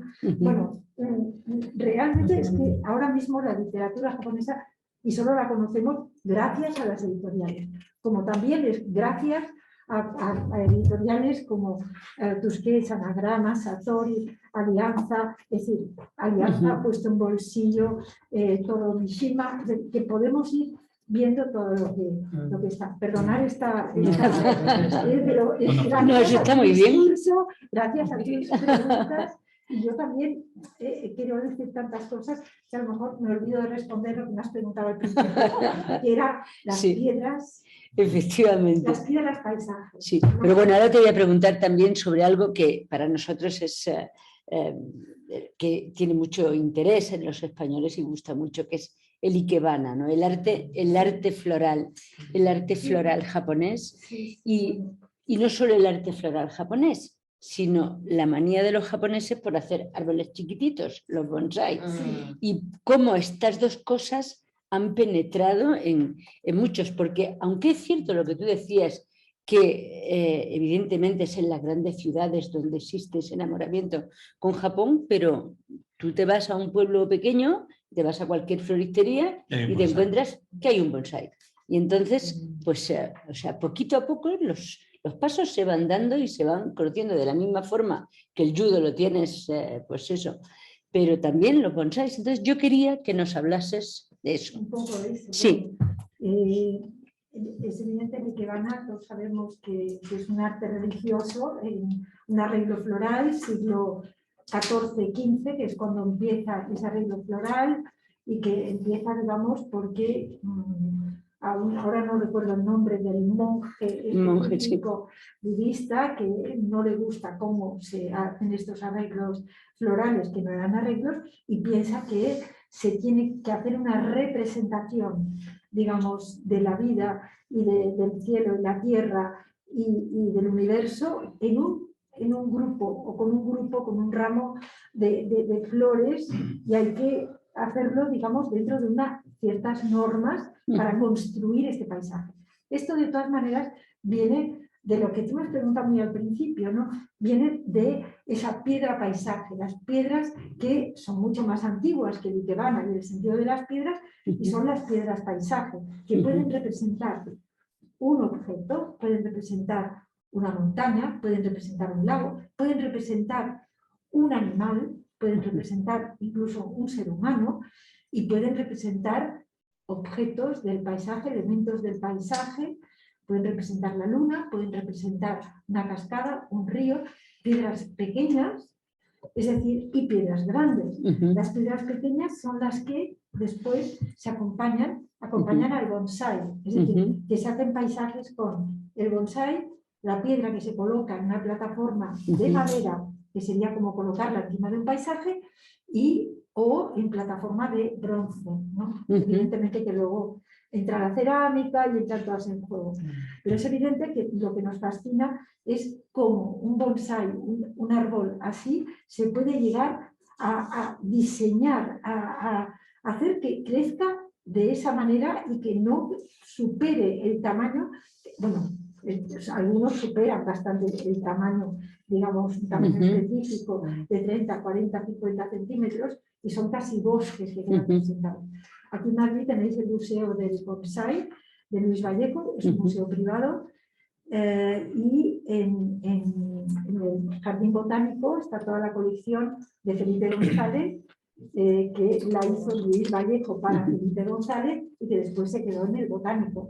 Y los que no lo hayáis visto podéis ir para ver realmente estos bonsáis que en invierno, algunos de ellos hay que guardar y mantener guardado en se llama el lugar de los bonsáis, que es un espacio para exposiciones, y ahora esta mañana justamente hablaba con ellos porque he dicho, ya habéis sacado los bonsáis porque tenemos también dos proyectos grandes en el Botánico para dentro de un mes y pico, un poco más. Y realmente, bueno, el desarrollo de la ikebana a través de los siglos, desde los siglos XIV y XV, evidentemente ha ido adoptando distintas formas, ¿no? A veces acompañado también por una ceremonia de té, y luego es una práctica que bueno, se hace comúnmente a través de talleres. Nosotros hemos promovido muchos, aunque son muy caros, evidentemente, porque las flores son muy escogidas. Las cerámicas en las que se meten las flores también son muy escogidos, son muy caros, y digamos, en cuanto al tema del bonsai, pues eso es un trabajo importante, pero todo está relacionado, es decir, el ikebana, el bonsai y la ceremonia del té están relacionados entre sí, como están relacionados entre sí también estas tres cosas con el jardín japonés, el jardín zen o el jardín japonés, que hay que distinguir también entre una cosa y la otra. Por eso a veces se dice que en un taller de ikebana o en la práctica del ikebana, el arreglo floral, se tiene que hacer en silencio, porque se considera que ese trabajo en silencio permite concentrarte sobre lo que estás haciendo y de alguna manera también saber que las flores tienen que estar en una determinada posición para que se cumpla, digamos, este relato o esta narrativa que acompaña la acción de crear el ikebana. Bueno, yo he intentado responder. Sí. Es un tema muy amplio y la verdad es que, bueno, podríamos hablar durante horas, pero... Pues sí. Hiroshi, todo restaurante, todo buen restaurante que nace hoy en día tiene fusión, o sea, no hay un buen restaurante hoy en día que nazca y que no tenga una fusión mínima con la cocina japonesa. En el maridaje de la cocina japonesa y mediterránea, ¿qué es lo que destacarías? Pues yo creo que antes también he dicho lo mismo, pero creo que si digo de productos, fundamental yo creo que es soja, ir a cambio hacia Japón a aceite de oliva, por ejemplo, ¿no? Y yo creo que es entre... Y es que yo pienso una cosa, ¿no? Yo hago un guiso, que una receta de más o menos hace 100 años. Hace 100 años más o menos, ¿qué es? Pues entrabas a algunos vino tintos o vino blanco de alemán o algo, lo que tenía algo de tinto que entraba de europeo. Y cocer de saques o sochu, pues está dentro era vino. Y ese yo hago aquí en España, hago con vino español. Claro, la contestación, bueno, digamos que cuando explico yo esto, los clientes me contestan a veces, dicen, pues entonces es creativo. Pues entonces a veces pienso, o creativos o renovados, o no sé cuántos años tenemos que esperar que sentir clásico, digamos. ¿Verdad? Yo creo que son 100 años, un siglo que es un párrafo correcto para decir que ya es una cultura tradicional o una cosa avanzada. Entonces, claro, yo creo que año 20, 30 sí que tenía estas cosas de recetas, ya está entrando a receta original de nosotros. Y yo hago este guiso, por ejemplo, utilizando vino tinto español. Y yo no me siento nada de que estoy haciendo como una cosa cogido de España hacia, no, pues como un trabajo mismo que hacía Sake, pero enriquece más vino tinto, lógicamente. Es como una matemática realmente. Entonces, pues está llegando, yo creo que es una página que todos europeos de cocinero, utilizar el producto japonés no solamente de copiando, es para enriquecer, para mejorar, digamos, cultura que hay de este país, un paso más de avanzar. Por supuesto que es importante que es mantener culturas, gastronomía clásico de España, es que tiene que mantener sí o sí, potaje de garbanzo, cocido, pues para mí uno de los mejores platos que siempre pienso, porque en España se consigue este producto de embutidos, en Japón es imposible. Realmente si intenta que haga lo que haga el cocido, pues sin tener el embutido de aquí, pues sabemos que cómo va acabando, ¿verdad? Y una cosa de lentejas con chorizo, pues si chorizo está malo, pues no tiene ni hablar, ¿verdad? Pero no llega esta comida a Japón todavía. Japón, ¿qué sirve es comida española? Es en paella, pues harta gama españoles que ya han ido, la gente que ha aprendido, o sea, yo que sé, muchos estrellas de Michelin que han vuelto a Japón y están abriendo a nuevo restaurante. Pero eso como igual que más o menos aquí de esencia, ¿no? Entonces yo creo que hay un punto que estamos llegando que entre como cultura o tradicional o una innovación o una cosa creativa. Así que yo creo que ya tarde o temprano es que todo el mundo quiere utilizar el mismo producto, es más fácil de acceder. Incluso voy a decir que, por ejemplo, yo que sé, Carrefour vende salsa de sojas, así que no digo mucho, claro que te digo. Hace 30 años yo creo que tenía que ir a algún sitio todo el mundo para gente que cocina japonesa, pero ahora yo creo que es incluso cualquiera de Amazon también vendes. Entonces, claro, una receta puedes llegar a hacer en casa, yo creo que está acercando este intercambio hacia más cerca, ¿no? Así que yo pienso que evolucionará mucho más un punto los dos. Bueno, todo el país de Europa y Japón. Y sobre todo, por ejemplo, aceite de oliva es un tema que yo creo que Japón tenemos que evolucionar. Eso yo creo que es lo que has estudiado alguna parte o no lo sé. Por ejemplo, yo es que tengo duda que una cosa de la general, que seguro que habláis vosotros de este tema, porque yo soy consumidor, ¿no? Por ejemplo, aceite de oliva en Japón tiene caducidad. 1 año y medio. Entonces, claro, a ver quién va a mandar aceite de oliva tan peso con avión. Pues claro, pues llegamos de la Jaén a Valencia, a no sé qué, y llegan a Puerto, llegarse al almacén, pues ya está pasado 6 meses. Claro. A ver, ¿quién va a arriesgar caducidad de 1 año, una harta precio del aceite de oliva que intenta vender? Y esto tiene que cambiar realmente, yo pienso, ley. Que tiene que tocar alargar la caducidad, de verdad, porque realmente 1 año y medio no va a morir aceite de oliva. No. Si está tapada, oscuro, bien, sí que dura, ¿verdad? Y eso sí tiene que cambiar, porque si no, hay cosas muy interesantes de España, realmente por tema de político, que no entran. Porque nadie arriesga, como antes hablaba de la privado que animaba muchos y tal. Y yo he tenido varias reuniones con este tipo de gente que quería meter aceite de oliva buena en Japón y tal, pero es que claro, siempre frenamos con tiempo, 1 año y medio. Estas cosas yo creo que es un tema que tenemos que seguir hablando. Yo creo que yo, mi punto. Muchas gracias. Una cosa, he conocido un chef español en Tokio que hacía sus propias morcillas. Porque no las encontraba, entonces pues las voy a hacer yo. Claro, qué guay. Claro, qué guay. que si no, no podría estar cocido para los japoneses. ¿Pero quién fija la caducidad del producto? ¿Japón o España? Yo creo que eso son las leyes. No, Debe no, ser Japón. no, nosotros. Nosotros fijamos la Cuando caducidad antes de la exportamos, exportación. hombre, cuando lo exportamos ya lleva su fecha de caducidad. Sí, claro. Tú cuando compras un producto ya lleva la fecha de caducidad. Sí, pero, Y entonces- pero si Japón... Bueno, en fin.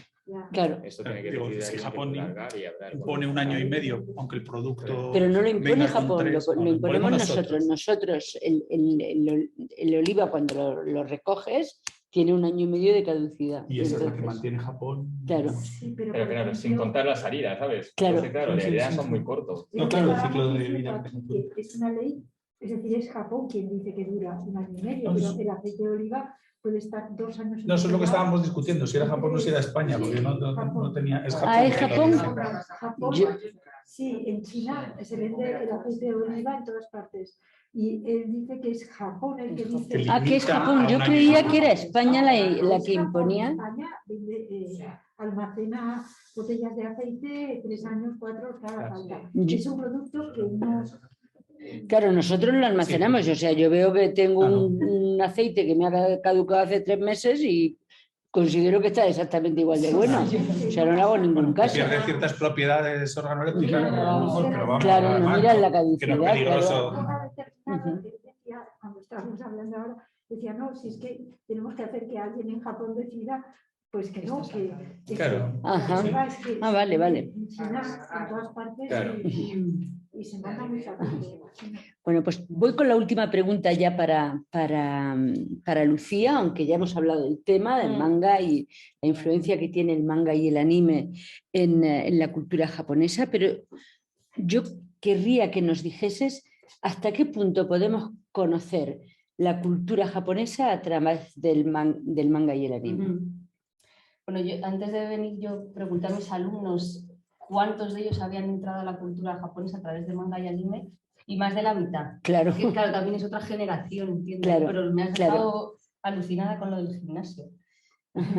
Ah, Yo hice taekwondo en su día, pero no sabía ni lo que era, claro. Bueno, mi hijo Sí, sí. hizo judo. Claro, Los dos hicieron judo, los pequeños.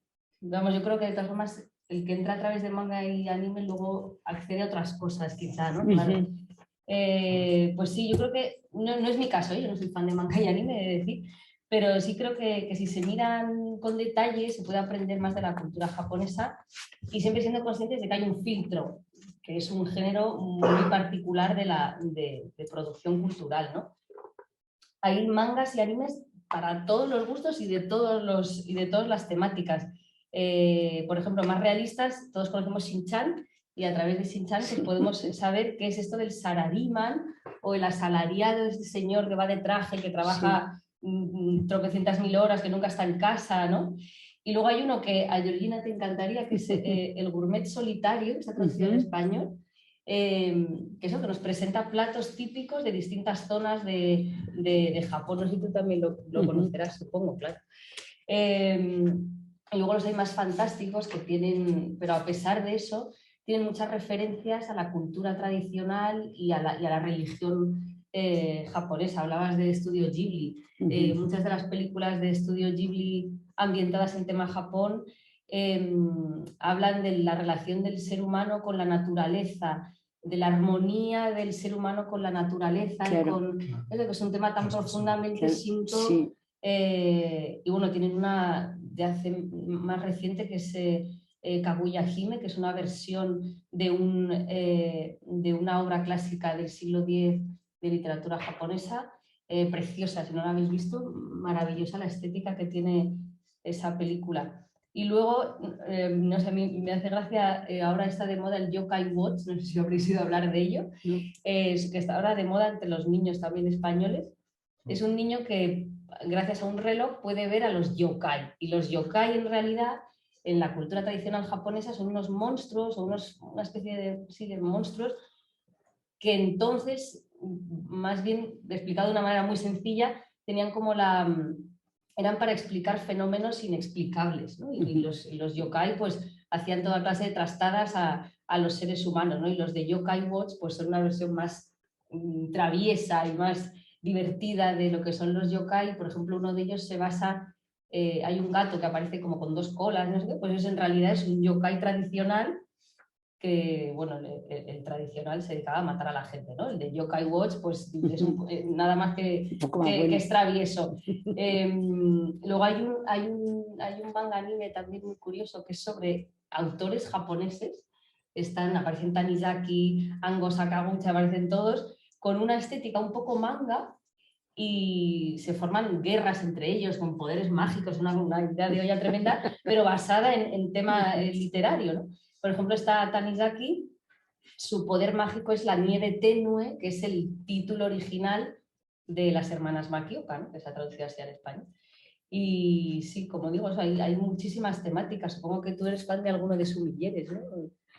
Si se habrá tirado alguna manga de Sumilleres. Sí. Claro. Sí, hay muchísimo. Pero hay una cosa que puedo añadir. Claro. No sé, yo creo que yo soy edad de 40 de arriba. Hemos vivido de anime, manga, yo creo que es inicio que vemos de colores nosotros. Sí. Y hemos crecido, ¿no? No sé, educación o la forma de enseñanza poco a poco cambiando. Por ejemplo, antiguamente cuando éramos pequeños, si vemos siempre anime, siempre vemos a manga, vais a ser tontos, que no estudias, siempre está mirando manga. Sí. Eso ahora, pues hemos pasado como 30, 40 años, hay trabajos, ¿sabes? Hay negocios, ¿sabes? Internet también lo mismo, siempre haciendo ese juego que vais acabando tontos. A ver, ¿quién es más ganando ahora? Super informático. Entonces, claro, manga, seguro que alguien que ha visto Oliver Benji, por ejemplo. Suena, ¿verdad? ¿Sabes dónde fue Oliver Benji ahora a actuar? Sigue a actuar, que está vendiendo revistas de manga. Está en Barcelona, la continuación. Y Benji está en Milán. Y esto, imagínate quién de Oliver Benji. Son gente que tiene 40 arribas. Sí, sí. No está entrando ahora de 8 años leyendo a Oliver Benji. Es no sé, como una alargación o una innovación que hay dentro de sección de anime también. Porque, por ejemplo, mi hermano sigue comprando ese mismo lunes y miércoles que sale Jump y Magazine. Y trabajo de pues, abogado notario y eso, es que está más así que... Pero igual, que movimiento desde 12 años hasta 45 o 6 años, igual, que estás aprendiendo. También lo que me dices es que si lee estos, entiende el momento de niños de lo que como piensa. Claro. Porque si deja de leer el manga anime, significa que ya cabeza va a endurecer todos los latos hacia la mayor. Claro. Por eso yo he visto Yokai Watch con mi hija también, así que conozco bien. Perdona por eso. No, muy bien, estupendo. Bueno, pues unos minutillos para preguntas. A ver, por allí. A ver si consigo... La primera. Tiene que usar el micro. Sí. A ver si consigo telegráficamente. Primero, enhorabuena a todos. Rápidamente, artículo 9, pacifista Japón, pero de repente se rearma porque tiene 2 enemigos enfrente, la Federación Rusa y China. Eso es así porque ya el protectorado se acaba. Para la profesora de literatura, España no es cualquier cosa porque tiene un parque temático español en Japón, el único en el mundo. Luego somos algo especial. Y para el chef, rápidamente, En mi percepción no es lo mismo ir a un chino que a un japonés. Todavía hay una diferencia en ir a un restaurante a otro. Sí. A ver, eso es. Vamos a hacer como estamos a punto de que sea 1:30 y Margarita, si no, nos regaña. Vamos a darnos 10 minutillos, Margarita, porfa. Y entonces cogemos todas las preguntas juntos y luego contestáis. ¿Os parece bien? Pues venga, por favor, tú, luego a ti, Suso. Bueno, muchísimas gracias. Estoy alucinado por la influencia japonesa en todo el mundo y especialmente en España. Mi conocimiento viene de la Cultureta. Hace unas semanas escuché que hablaban sobre la influencia japonesa a través de un libro y por eso he venido aquí y es que estoy impactadísimo. Ahora, habéis dicho, me gustaría saber, mi pregunta es, ¿cuál es la utilidad de esta influencia en el resto del mundo? Porque si se está invirtiendo tanto desde el gobierno, entiendo que es a cambio de algo. Por ahí se ha dicho, no sé quién lo ha dicho, pero algo de geopolítica, pero me cuesta entender que en una negociación tú tengas más poder de negociación precisamente porque tu cultura sea más conocida. No sé, me gustaría saber la utilidad práctica de todo esto que busca el gobierno japonés pues con esto. Muchísimas gracias. Suso, por favor, pasadle el micrófono. Muchísimas gracias porque es interesantísimo todo. Yo quería preguntarle a Ángel muy rápidamente, ahora que hemos vuelto un poco al periodo Edo en Japón, que llevan 2 años y pico con las puertas cerradas, si no incluso 150.000 alumnos, estudiantes universitarios que no han podido entrar, ¿no? Si no se corre el riesgo de que se pierda un poco este cool que se estaba consiguiendo hacia arriba. Hay muchas instituciones económicas, cámaras de comercio de todo el mundo que están presionando a Japón y el gobierno no les hace caso. ¿Hay un riesgo de que se pierda un poco este impulso? ¿Alguna más? ¿Por allí?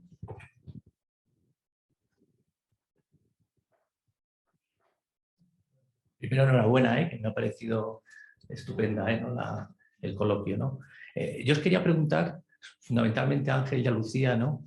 Yo cuando vine de Japón, la idea que me saqué, ¿no?, es la seguridad, la educación, la cortesía, pero vi una especie de adiestramiento, de amaestramiento, me quedé con la imagen de a las 9 de la noche en el metro, los japoneses muy subidos de sake y tal, totalmente, pero con una educación terrible, que eso es impensable, por ejemplo, en España. Entonces, ¿cómo se come eso? Porque luego, desde el libro de la almohada, ¿no?, hasta Basso, hasta Tanizaki, Kawabata, los cineastas japoneses son lo más transgresores del mundo, no tienen límites en su literatura, llegan hasta donde no llega nadie. Mishima, ya las memorias o las confesiones, que te quedas totalmente. ¿Cómo se combina eso entre el Japón actual? Tú ves, por ejemplo, una manifestación en Japón y es alucinante, tienen previsto hasta cualquier movimiento Entonces, ¿cómo es esa reacción del intelectual japonés, ¿no?, ante esa especie de, por lo menos yo he estado una vez en Japón, ¿no?, pero yo sí sentí una especie de amaestramiento, ¿no?, del japonés, y luego el tema también de las relaciones personales, ¿no? Nadie se abraza, nadie se besa, aparentemente.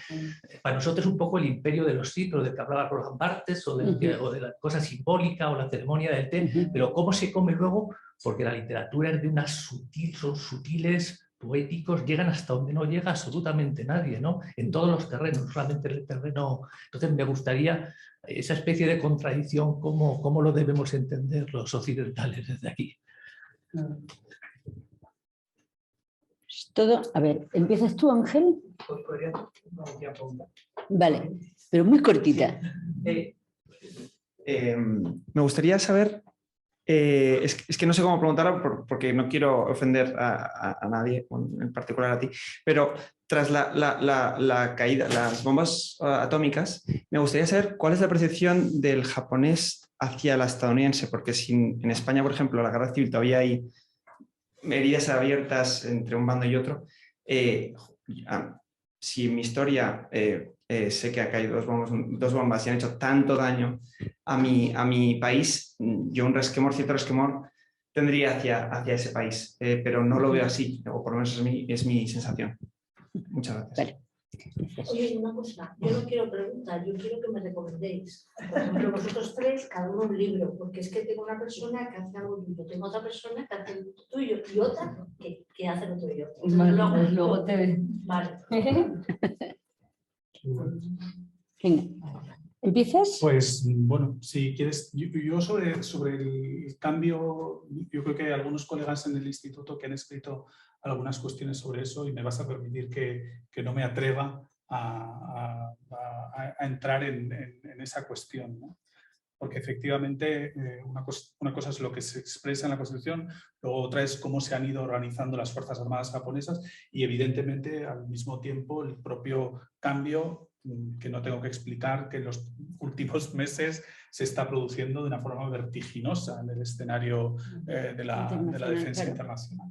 Entonces, hay alguna cosa que ha escrito un brillantísimo compañero del Cano, que es Mario Esteban, y yo creo que alguna de esas cuestiones en las que ha abordado Mario seguro que... En vuestra página la tenéis, ¿no? Sí, sí, todo lo que hacemos es público, por suerte.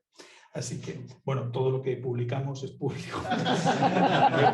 Cosas, actividades que... Está bien la matriz.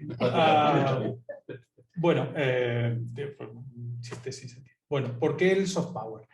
Pues mira, ¿para qué sirve esto, no?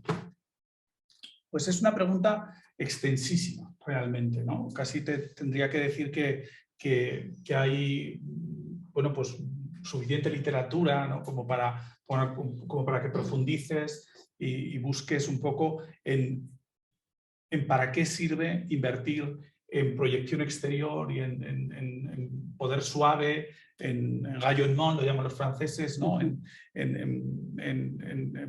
estas formas. Yo a veces hago una broma, ¿no? Digo que es más barato hacer un centro cultural que comprar un portaaviones. Y de alguna forma, sí, ¿verdad? Una lección que además han aprendido todos los países en los últimos años de una manera espectacular. No sé si es igual de efectivo. Seguramente si tú tienes un portaaviones y lo mueves por el océano del mundo, pues tienes más posibilidades de que algunos países sigan tus criterios, ¿no? Pero piensa, y voy a hacer una respuesta muy sencilla si me permites, porque la pregunta es gigantesca, ¿no? Piensa que es la diferencia entre la presión y la seducción, ¿no? O sea, cuando hablamos de poder duro, hablamos fundamentalmente de conseguir, de poder en el más estricto sentido de la ciencia política o de la ciencia social en la historia del pensamiento, ¿no? Hacer que otros hagan las cosas porque sienten que hay una presión, ¿no? Y que esa presión se deriva en las consecuencias que tendrá no seguir tus recomendaciones o tus objetivos, ¿no? Cuando se produce la conceptualización, el término se lo inventa un profesor estadounidense, Joseph Nye, pero eso no viene al caso, porque realmente ya hay una articulación efectiva de eso desde hace mucho tiempo en el ámbito diplomático, ¿no? En eso que llamamos la diplomacia pública, ¿no? O sea, la parte de la diplomacia que no se reduce al circuito gubernamental o al circuito puramente diplomático, ¿no? Sino el hecho de que hay una parte de la diplomacia que va destinado a las opiniones públicas. ¿Y qué interés tiene hacer diplomacia destinada a las opiniones públicas? Pues el interés es que en el último siglo hay cada vez más democracias en el mundo. Y por lo tanto, las opiniones públicas determinan la acción de los gobiernos. Es decir, si tu gobierno no hace lo que le interesa al electorado, a lo mejor tu gobierno no gana las próximas elecciones. Por lo tanto, si tú seduces a la opinión pública, es posible que indirectamente influyas en las políticas públicas de los gobiernos. Por lo tanto, yo creo que, además esto tiene una cara B, que es la desinformación, pero de eso no hemos venido a hablar hoy. Es decir, si tú consigues influir en la opinión pública, en realidad, en un modelo, digamos, tradicional en el que el papel que tiene la opinión pública sobre los decisores es muy pequeño, pensemos 2 o 3 siglos hacia atrás, tú tienes que influir en las élites, tienes que influir en los gobiernos, tienes que influir en los diplomáticos. Si tú miras, y nosotros lo explicamos además así, viendo las series temporales de cómo se ha transformado el propio escenario internacional en términos de democracia. Si tú ves que cada vez hay más países democráticos, entonces es posible que la opinión pública tenga cada vez más importancia y por lo tanto que una parte de tu actividad como país, una parte de tu actividad como Estado, no necesariamente vaya dirigida a las élites, sino que también vaya dirigida a los públicos, porque los públicos también son determinantes en las políticas públicas. Y además añade a eso el hecho de que tener una buena imagen internacional pues puede hacer que tus marcas, que tus productos, que tu país como destino turístico, que tú... Y ve añadiendo ahí todas las cosas que quieras y esto lo puedes transformar en una nueva forma de influencia, una nueva forma de poder en el escenario internacional. Es un ejercicio acrobático este de tener que explicar ese concepto en 2 minutos, pero bueno, espero que por lo menos te haya dado alguna idea como para luego que googlees todo lo que... Tu pregunta es muy interesante. Pues solo tienes 1 minuto. Pues en 1 minuto lo único que yo diría 2 cosas. La primera es, yo creo que hay una reflexión implícita en la forma en la que lo ha preguntado y yo la comparto. Y para mí el problema no es tanto la pandemia como el hecho de que hay otros países dentro del área asiática en los últimos años que compiten por la cuota del soft power japonés y les está yendo bien. Es decir, que ahora cada vez hay más países compitiendo por esto y Japón no está tan solo como estaba antes compitiendo por ese poder suave.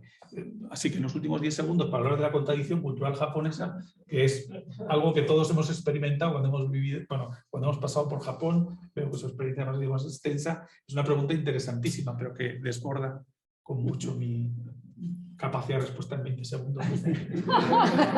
Intentarlo en 15. A ver, no sé, de una manera muy sencilla. Yo creo que muchas veces estas obras que no concuerdan con esto que pensamos que es Japón y tan educado y tan tradicional, yo por una parte los veo como una vía de escape de los escritores y también de los lectores, porque tienen muchísimo éxito de público, aunque pueda parecer extraño, ¿no?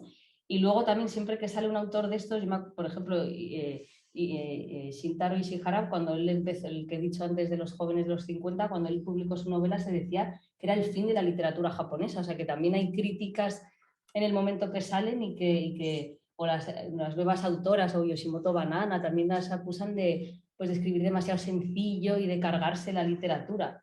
O sea que hay las 2 reacciones dentro de Japón, ¿no? Sí, pero sí, ahí me quedo. Sí.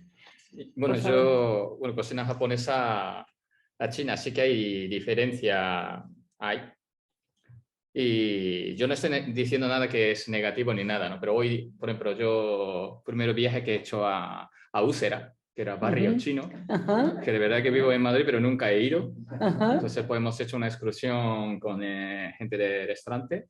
Hemos comido uno de los mejores restaurantes de marisco, de chinos y tal. Y bien adaptado, y bueno, bien correcto de sabor y tal. Ahí yo creo que es, por ejemplo, el concepto de restaurante chino en Japón. Nosotros pensamos primero caro, pero aquí no. Aquí cuando hablamos de chino, barato. Un concepto diferente, porque nosotros cuando vamos al restaurante chino de la calidad, vamos a comer marisco, ese concepto. Claro, ya sabemos, mariscos. Claro, calculamos si una gama alta, preparamos 200 euros por cabezas. Aquí, a ver, 200 euros, ¿cuántos gente puede comer en restaurante chino? De verdad, es que muchos, ¿no? Entonces yo creo que no estamos vendiendo mismas cosas. Generar de la calle que cada esquina que hay de la zona de chino del barrio vende arroz torrederisas y cerdo aguripicante y eso, nada más, de verdad. Pero realmente otra parte son de mariscos, ellos es su protagonista. Pero claro, si meten mariscos, pues encuentras unas cosas interesantes. Si no meten marisco y tal, pues sigue siendo eso, yo creo que desde 30 años igual de sabor. Mucho glutamato, perdón. Por ejemplo, yo no uso en mi restaurante nada de glutamato, porque, por ejemplo, pollo también utilizo sin antibiótico. Yo es que yo no he hecho nada de químico adentro de comida, porque no me gusta meter nada de estas cosas, porque mientras esté bien, mejor que recibimos solamente todas cosas naturales, ¿no? Pero en realidad, tristemente, cocina asiática o peruano, tal, pues son todos glutamato puesto total. Y esto, por ejemplo, cuando comen asiáticos o Sudamérica, seca mucho la boca. Eso viene de sal o glutamato. Y también cuando suena estómago rarísimo de sonido que suena a veces, como no sé lo que hemos comido, pero eso, glutamato. Y luego por la noche que se pesa, al día siguiente se pesa cuerpo mucho, por ejemplo, mucho arroz torrederillas, Ajá. Y seguro que todo el mundo intentaba hacer arroz de derechas en casa, pero nunca sale igual que ellos, ¿verdad? Porque ustedes echan solamente sal y pimienta. Y ellos sal y pimienta y glutamato monosólido. Por eso están ricos. Igual que era verduras sarteados, seguro que intentaron en casa, pero nunca sale igual. Porque falta un polvo de la... Pero yo no voy a decir que es malo. Quiero decir, una casa de comidas o una cantidad que vamos a hacer, pues uso correcto, como Ave Clem, lo que voy a decir. Porque es totalmente, yo siempre una explicación que hago. Aquí en este país hay dos paellas, ¿vale? Un paella siempre pones mínimo 2 personas que valen casi como 50, 60 euros de la mariscos y hay otro de la carretera hacia Andalucía que pone 8 euros. ¿Pero qué diferencia hay esto? Sería la idea, ¿no? Pues sabemos, era Ave Clem o la cabeza de la langosta de verdad.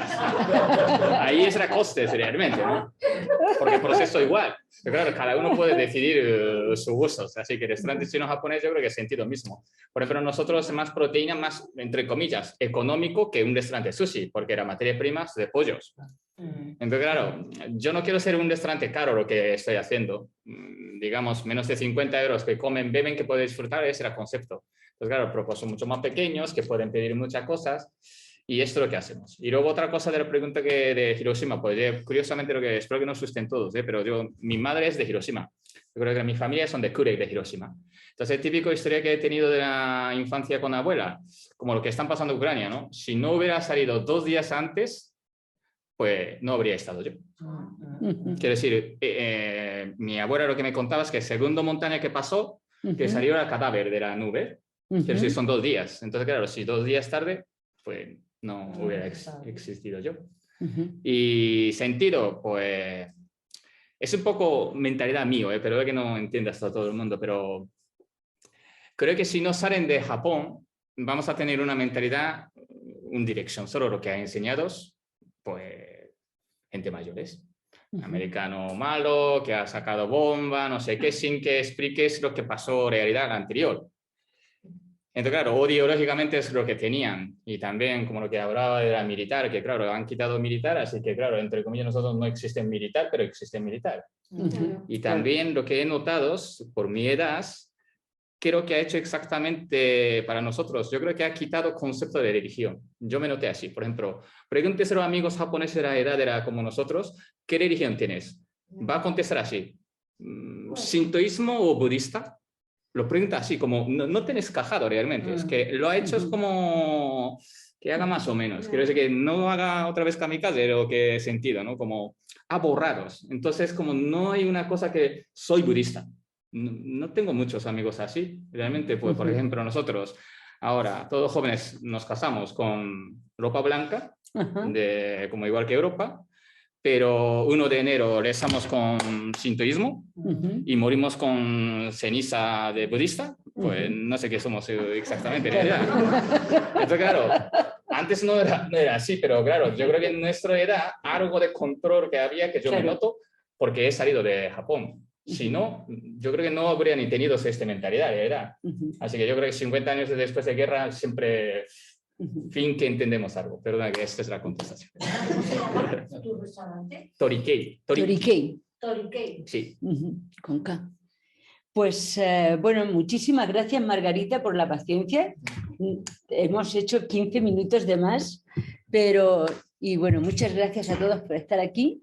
Ha sido un placer. Muchas gracias a los participantes, que han sido todos los 4 fenómenos. Muchísimas gracias por vuestro tiempo, por estar aquí y gracias a todos.